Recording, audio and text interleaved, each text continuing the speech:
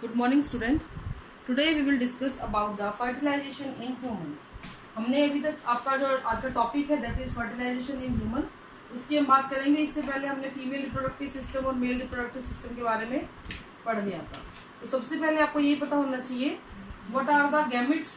तो male gamete जो यहाँ पे होता है that is sperm. Male gamete क्या होगा बेटा? स्पर्म होता है। और जो फीमेल गैमेट होता है that is ovum. And when they get fuse, जब ये दोनों के दोनों फ्यूज होते हैं उसको हम क्या बोलते हैं? फर्टिलाइजेशन बोल देते हैं। तो इस प्रोसेस को the process of fusion of male gamete and the female gamete is known as fertilisation.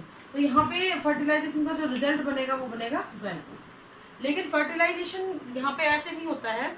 इसके लिए पहले क्या होता है? इंटरकोर्स किया जाएगा, यानी कि सेक्सुअल इंटरकोर्स यहाँ पे परफॉर्म किया जाता है so that they can meet. ठीक है, क्योंकि आप लोगों को ये बात बहुत अच्छे से पता है कि जो ह्यूमंस है वो अलग अलग उनके सेक्स होते हैं, मेल अलग होता है और फीमेल अलग होती है।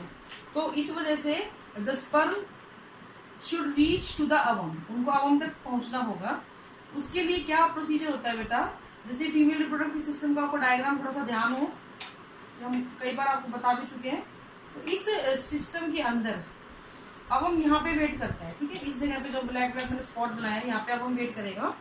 तो जो मेल जो है उसका पेनिस जो है it enter into the vagina. Vagina जो फीमेल की होती है उस वजाइना के अंदर during the sexual intercourse the penis will enter into the vagina of the female and ejaculated the sperm. Sperm को यहाँ पे क्या कर देगा बेटा?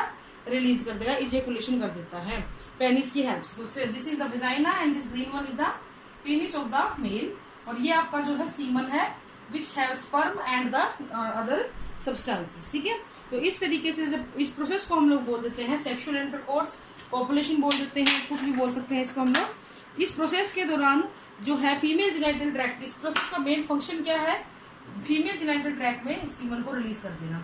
अब यहाँ से धीरे धीरे जो स्पर्म है they will move upward and reach toward the ovum. इस तरीके से वो मूव करते चले जाएंगे और अवम के पास पहुंच जाते हैं। तो इस तरीके से जो है आपका जो स्पर्म होगा वो वेजाइना से होता हुआ, यूट्रस से होता हुआ फाइनली कहाँ तक पहुंचता है?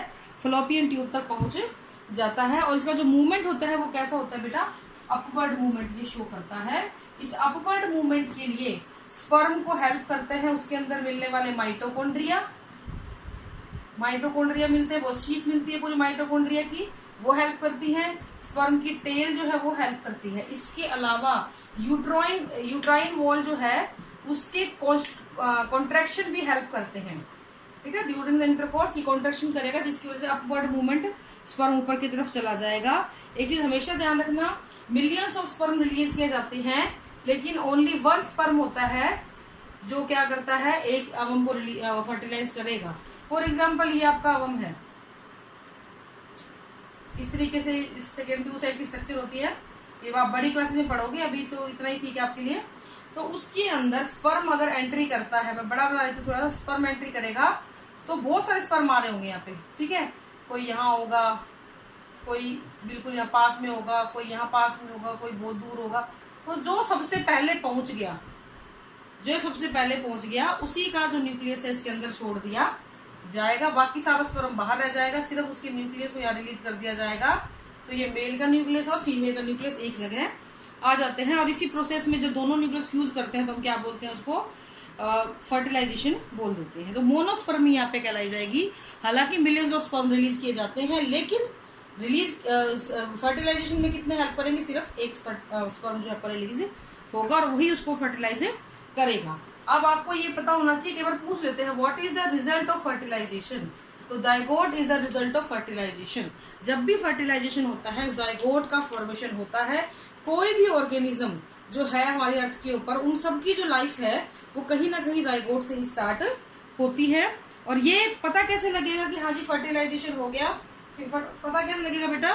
फीमेल के अंदर क्या होगा? स्टॉपेज ऑफ मेंस्ट्रुअल साइकिल हो जाएगा। यानी अगर फीमेल का मेंस्ट्रुअल साइकिल इंटरप्टेड हो गया है, स्टॉप हो गया है, ठीक है, तो इसका मतलब समझ लेना चाहिए stoppage of menstrual flow indicates pregnancy occur. ठीक है, ये इंडिकेट करती है कि प्रेगनेंसी हो गई। ये तो हुआ बेटा फर्टिलाइजेशन के बारे में। ठीक है, अब आते हैं पोस्ट फर्टिलाइजेशन चेंजेस। फर्टिलाइजेशन के बाद क्या क्या होगा उसकी हम बात यहाँ पे करेंगे। ठीक है, तो पोस्ट फर्टिलाइजेशन चेंजेस में क्या क्या आएगा आपका,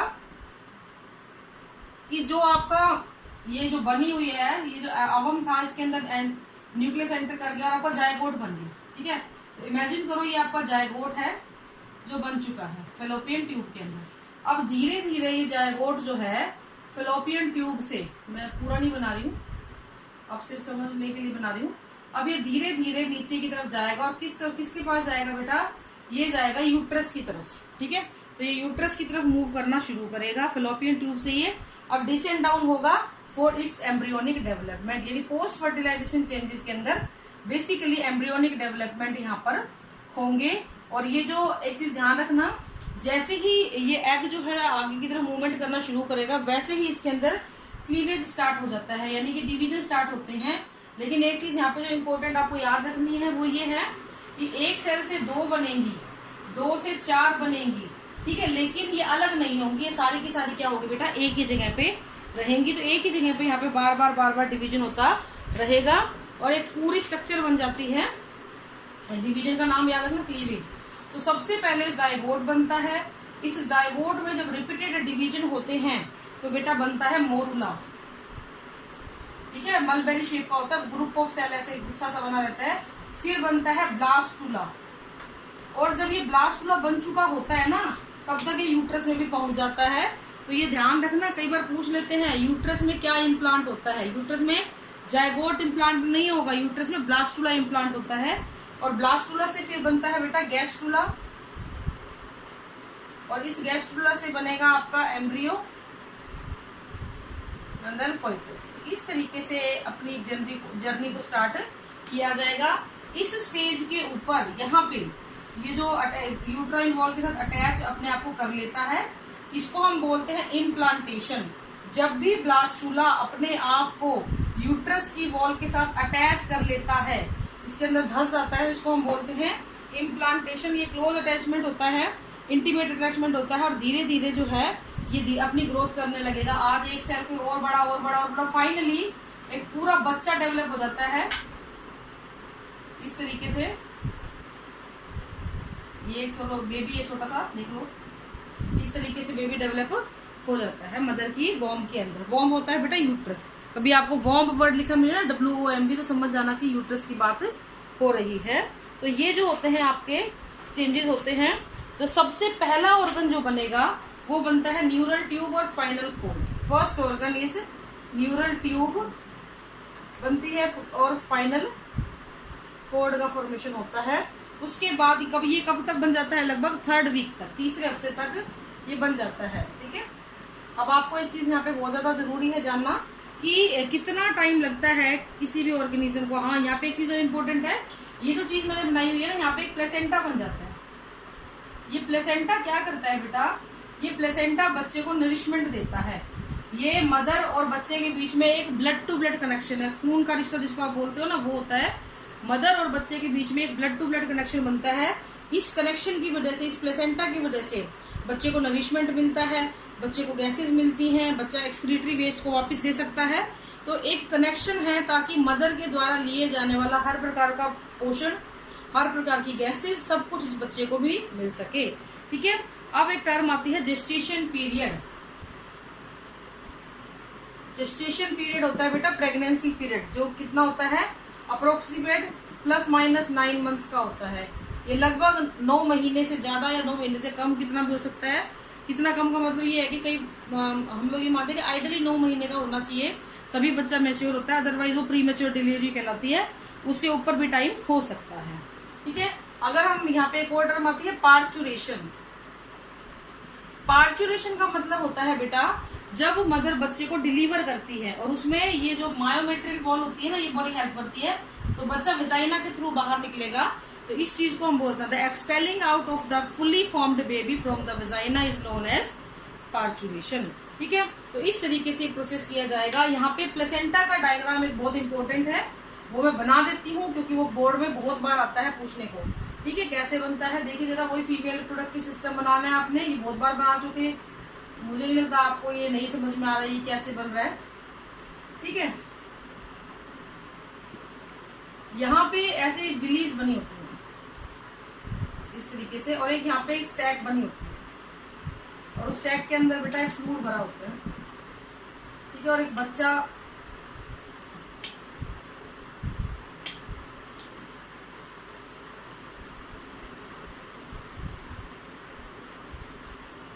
हाथ पैर उसके मैं बना रही हूँ इस तरीके से, और यहाँ पे जो उसका नेवल होता है ना, वहां से एक कनेक्शन इसका रहता है यहाँ पे इस तरीके से, ठीक है। इस तरीके से बच्चा होता है। तो ये है आपकी प्लेसेंटा, और ये कैसा होता है, कोरियोनिक प्लेसेंटा होता है, इनको हम बोलते हैं कोरियोनिक विली। ये जो पाउच लाइक स्ट्रक्चर है ये है एमनियोटिक सैक, ये फ्लूइड जो है ये है एमनियोटिक फ्लूइड, ये जो ट्यूब सी मैंने बनाई है ये है अम्बिलिकल कॉर्ड, और ये जो वेव्स सी बना रखी है this is the placenta. Placenta के फंक्शन में बता चुकी आपको, नरिशमेंट के तरह लिए काम में आता है, गैसेज एक्सचेंज के लिए काम में आता है। मदर को कोई भी मेडिसिन लेनी है तो वो भी उसके पास पहुंचेगी, इसलिए बहुत ध्यान रखना पड़ता है मदर को। ऐसी प्रेगनेंसी के दौरान कोई भी दवाई नहीं ले सकते हैं, ठीक है। इसके अलावा ये एक एंडोक्राइन ग्लैंड की तरह भी काम करता है, ठीक है। तो बहुत सारे इसके फंक्शन है, बैरियर का काम भी करता है, टेरेटोजेंस को अंदर नहीं आने देगा, नरिशमेंट ले लेगा, अच्छी अच्छी चीजें ले लेगा, एक्सक्रीटरी वेस्ट को छोड़ देगा। अगर कोई टेरेटोजन आ रहा है तो उसको कंट्रोल करने की कैपेसिटी भी इसकी होती है, ठीक है बेटा। तो ये आपका यहाँ पे कंप्लीट हो गया है फर्टिलाइजेशन और post fertilization changes. In the next lecture we will discuss about the population growth. Thank you and have a nice day.